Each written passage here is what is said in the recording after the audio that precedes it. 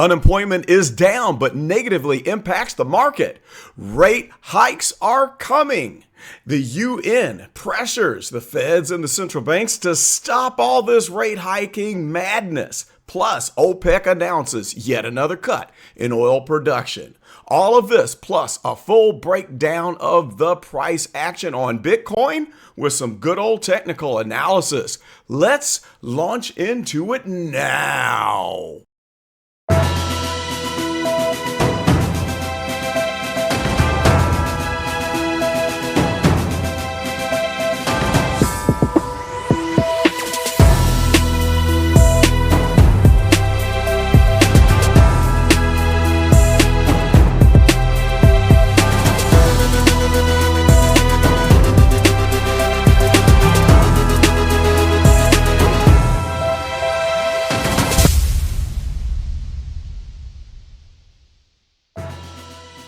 All right, gang, what is up? It is I, Carlton Flowers, your crypto pro. Yay! And today we've got some really good news items that we need to discuss.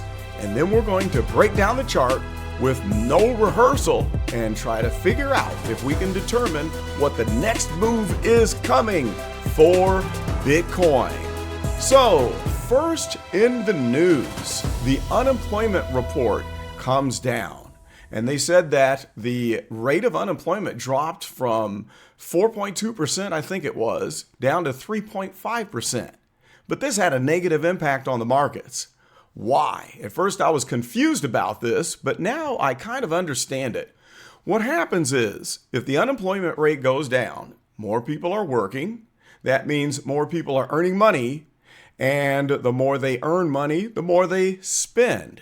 The more they spend, the higher the inflation rate goes.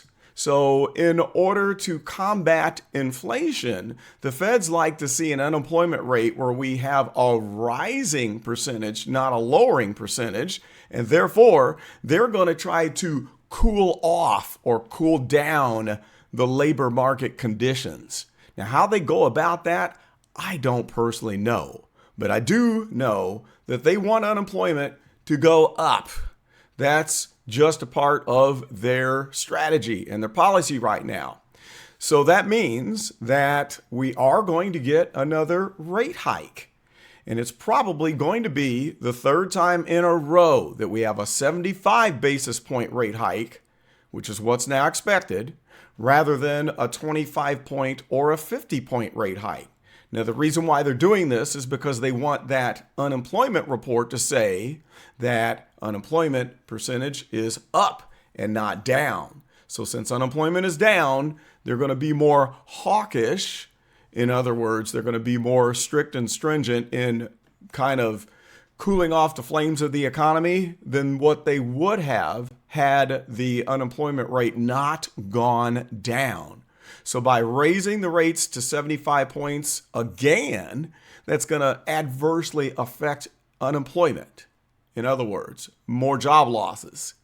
And we know that before, when we were listening to the chair of the feds, he was saying that it's going to be very painful and uncomfortable for everybody in this country, Jerome Powell, by the way, for them to implement these strategies to combat the inflation. So that's what's happening with the rate hikes and why we are going to see it. Now, we do expect another 50 or 75 point rate hike in December. I think the likelihood of a 75 point rate hike is at 28% right now, and it's higher for a 50 point rate hike. But we're going to have to wait until then to see what that unemployment report is going to look like and what the CPI is doing. But we know that it will be at least 50 to 75 points. Now, next, the UN is jumping into the game, and they are putting pressure on the good old United States and all of the other countries around the world. They're not just beating up on the feds here in our central bank, but they are telling all central banks around the world to stop the madness, to back off with these rate hikes, because they are in fear of a global recession. So the UN doesn't want recession. But we are pushing these rate hikes up so we can combat inflation. So the question is Jerome Powell going to listen? What are the Feds going to do? Are they going to say, okay, we'll back off and we'll be more dovish? Or are they going to continue to be hawkish because, as they said, they want to significantly reduce the size of the balance sheet? I was watching a video with Jerome Powell talking on the CNN. No, I believe it was not CNN. Let's see, what website was that? It might have been CNN. I'll post the link in the description below. Actually, that was Wall Street Journal. That's it. It was from the Wall Street Journal. And so Powell says that we need to significantly reduce the size of the balance sheet that shows the assets and liabilities of the United States. You know, we're the leading debtor nation in the world. Higher rates, slower growth, and a softening labor market are going to be all painful consequences for us as U.S. citizens, as Jerome Powell says. But this is what we need. We need all three of those things to happen to combat inflation. And the Feds say that we must restore price stability. So I'm thinking we're going to continue to see a negative impact on the market. A lot of people are saying that the cryptocurrency sector is immune to this and that Bitcoin's not going to listen and that it has decoupled from the stock market, from the Dow, from the S&P 500, from the NASDAQ. I don't think this has happened because today when this announcement came out, as we will see on the chart, we have a big fat red candle that is forming. At least it was on the 4-hour chart. So I'm still of the opinion that as we continue to see these rate hikes and the quantitative tightening, which is where they suck money out of the economy by selling bonds. In other words, the government, the Fed, not the government, the Fed will say, hey, banks, buy these bonds and we'll give you this guaranteed 4%. And the banks say, yeah, I'll buy a bond. And so that's less money that the bank has to loan out to people or to back up the loans, because their balance sheet has to show a certain ratio of assets to liabilities. But if they're buying bonds, that's less money on their balance sheet to justify giving out big fat loans and pumping new imaginary dollar bills into the economy. Pretty soon I'm going to shoot a video and tell you why money, as we know it, does not exist and why it's all a big con game. I've got some interesting information coming at you for that, so you want to stay tuned so you can see that. All right, moving right along. OPEC announces oil production cuts. This comes out of Forbes. They are going to cut production by 2 million barrels per day. And this is coming 1 week after the 1 million barrel cut. So guess what? Oil prices are going to rise. And gasoline in this country will rise. And those higher prices at the pump are going to hit us in the pocketbook, and it's going to hurt. I don't like it.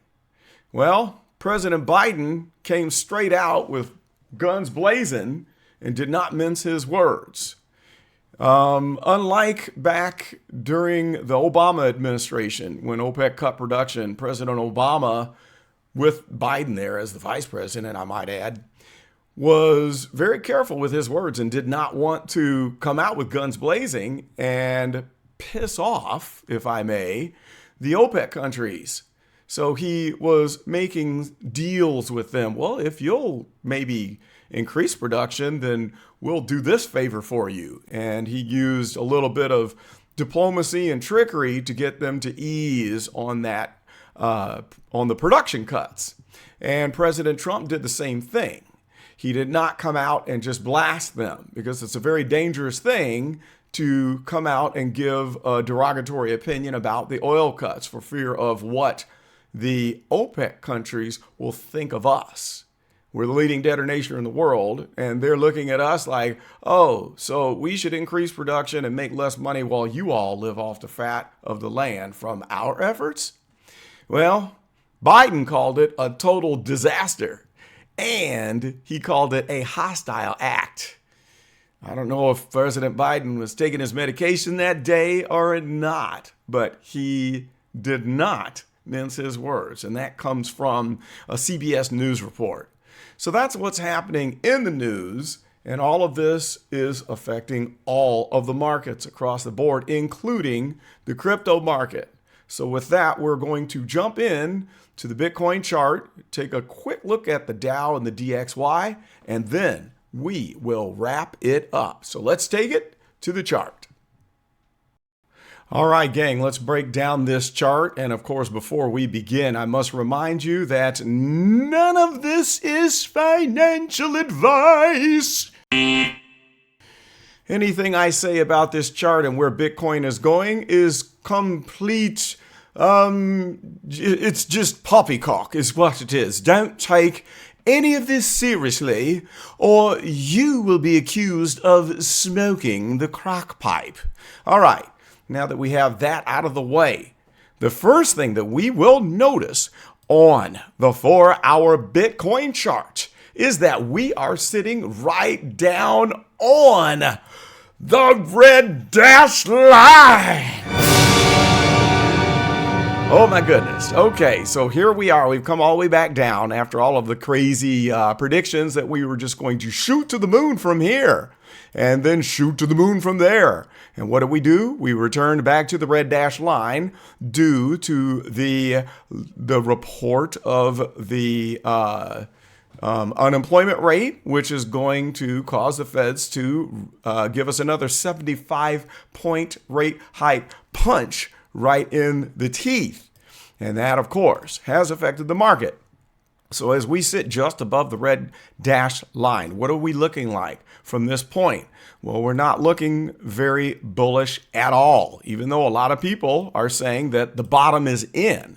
Well, maybe that $17,000 bottom is in, and I'm going to do a separate video on my thoughts about where the bottom could be.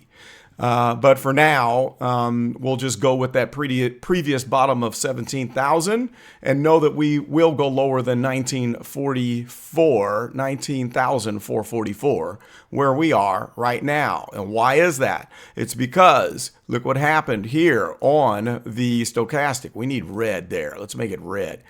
As soon as the announcement came out, we see that this impending crossover turned bearish. And right before the blue line crossed over the orange line, it unfurled. And now they have diverged and they are pointing south. So that means we have downward action. We also had a hard crossover right here on the MACD oscillators. Moving average convergence divergence, which again, it's why I don't call it the MACD. MACD is where you get French fries and Big Macs, people. It ain't on a chart. Now, the MACD oscillators are divergent. You see the fast line and the slow line moving away from each other, and both are angling downward. We went from printing a light green candle on the histogram to dark green and flying below the zero line. I would expect that we're going to head towards this point of control price on this chart with the visible range, where the point of control price on the VPVR, volume profile visible range, is at about $19,100. So that's what we're looking like on the 4-hour. Now let's jump that up to the 1-day chart. Whoops, here we go. And there's the 1-day chart. We'll scrunch this down so we can see this a little bit better. Pull in some price history so we can get a good clean VPVR on the right side. And what do we see here? We see, besides the fact that we're sitting on the red dash line, we are below the point of control on this chart. So that is very bearish. We're not gravitating towards that point of control because price action is negative, and we're going towards this volume node right here. I would call that the immediate target, as we are in the midst of negative price movement after a negative report from our news today. So about 19,048 is looking like what the price could be coming to as we're coming off of this oh, that's not at 20. We touched on 20,000 and then we came down. We're sitting at the 19,429. Definite crossover of the stochastic. This is a very bearish crossover where the fast line has definitely crossed the slow line and is steeply headed downward. And then we also downstairs on the MACD, we notice that we look like we're going to have a crossover here of these oscillators as the blue line is curling down, and the green, dark green, has gone to light green on the histogram. So that says we have negative momentum. Now let's take to note a couple key things here on this chart, how we had previously broken the 50 EMA right here. And I was seeing in the last report that we could head up and test the purple dash line, and we did not. We didn't even make it up there. And so then notice how this rejection came right at the 50 EMA line. Very bearish. You know, we're already this far away from the 200 EMA. And as long as the 200 EMA is on top of the 50 EMA, we're in a nasty downtrend. Okay, that's how you read that.